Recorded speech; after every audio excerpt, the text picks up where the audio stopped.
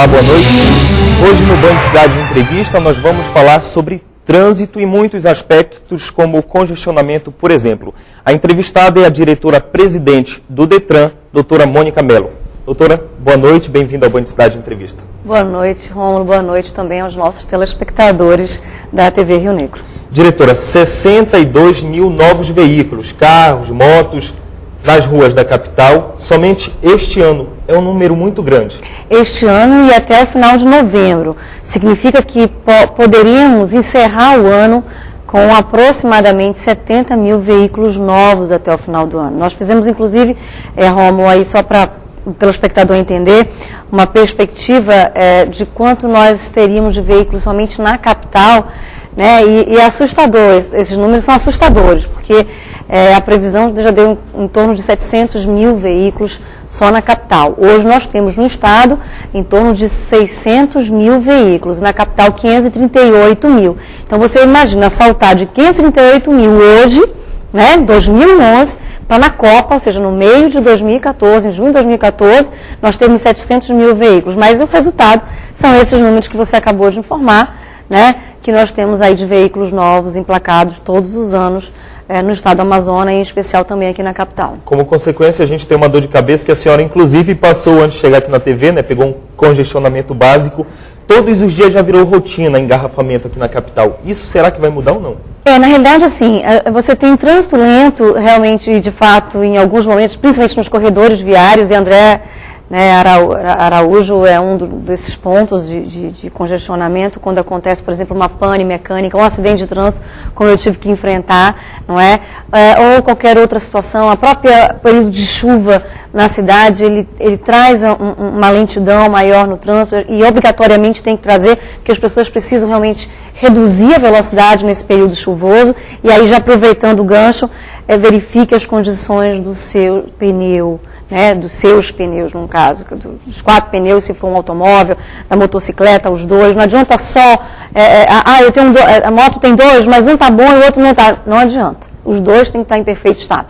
Mesma coisa do automóvel. Os 4 têm que estar em perfeito estado. E assim sucessivamente para todos. Então, aí se pergunta, e a questão do rodízio? Rodízio não é com o Detran Amazonas, seria com o município. É uma competência da prefeitura definir isso. A gente sabe que lá em São Paulo, por exemplo, funciona um exemplo de segunda só placa ímpar no dia, placa par. Isso funcionaria aqui? Poderia funcionar. Não acredito que ainda estejamos nesse nível.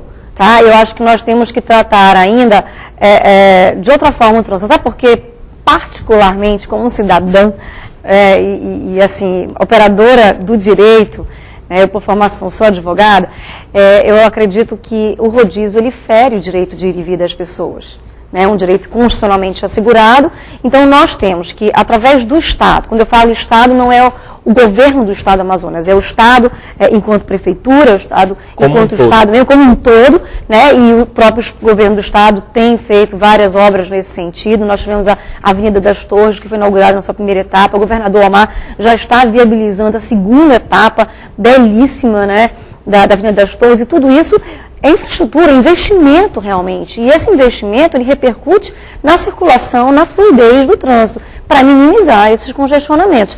Mas é necessário que se repense a estrutura viária, né, como um todo, antes de partir para uma determinação que, na minha opinião, realmente fere um direito que é primordial do cidadão, direito de ir e vir. Agora, voltando à quantidade imensa, de 62 novos veículos somente hoje, somando tudo, tem pelo menos 700 mil, como a senhora colocou. Não, 700 mil até a Copa, só Manaus. Hoje Manaus tem 538 mil, tá certo?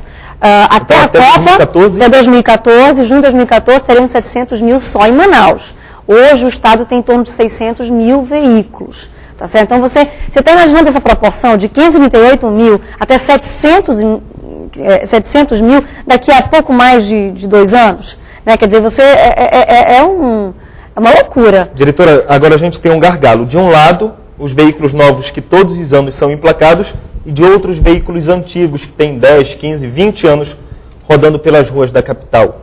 E outro agravante também, que depois de 15 anos, se não me engano, corrija se eu estiver errado, a pessoa não paga mais o IPVA, que é um imposto. Isso não seria também uma força a mais para ajudar a inchar a quantidade de veículos que nós temos aí? Então, na realidade nós temos várias correntes nesse sentido, né, a favor e contra. Mas, evidentemente, o que nós temos que ter em vista é, primeiro, Manaus e o Amazonas possuem uma frota nova de veículos. Significa isso, Romo? Uma vida útil de um veículo, hoje em torno de 8 mil, eu estou falando, em todo o estado, e em especial na capital. São veículos muito novos. Você repara, você olha para os lados, assim, nos corredores viários, principalmente, que é onde circulam os maior quantidade de veículos, digamos assim, e a gente nota uma frota muito nova. Excepcionalmente, você verifica um veículo um pouco mais antigo, né? E quando você consegue visualizar esse veículo, você visualiza, evidentemente, uma das razões é porque ele está em mau estado de conservação. Aí sim, o mau estado de conservação desse veículo leva esse veículo até mesmo a apreensão, né? A gente autua e apreende. E às vezes em alguns bairros a gente tem encontrado um pouco mais do que nos corredores viários, né? Talvez em função da questão financeira, enfim.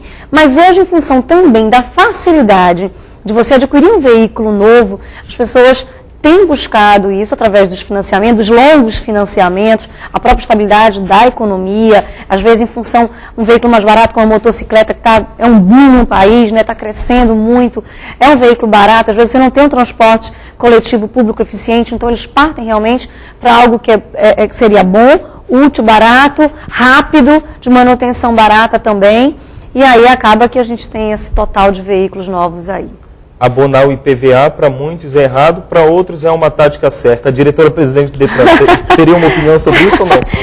Tem. Acho que a gente está pensando para o futuro, isso a gente tem que pensar para o futuro, né? Pensar agora, mas pensar grande para o futuro, quem sabe, né? Inverter isso, né? Reduzir aquele que está em melhor conservação, que na vistoria nós estamos aprovando, aí o governo vai, ano que vem, a gente está pensando na inspeção de emissão de gases poluentes e da poluição sonora.